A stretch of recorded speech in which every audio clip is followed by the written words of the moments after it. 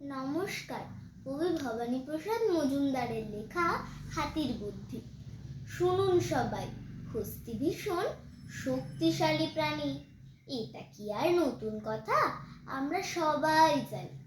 শক্তিশালী নয় কো শুধুই, ভীষণ বুদ্ধিমান। বেঈমান নয়, যায় না ভুলে উপকারের দান। বহু দিনের ঘটনা এক পড়ছে আমার মনে।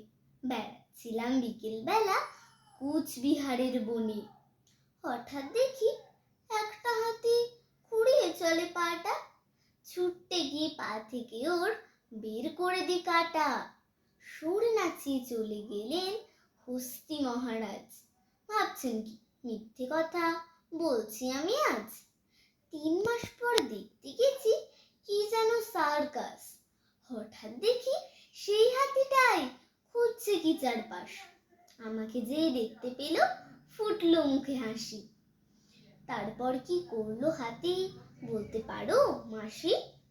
12 আনার আসন থেকে আমায় তুলে পিঠে সুরে করেই বসিয়ে দিল 10 টাকার এক সিটে। নমস্কার।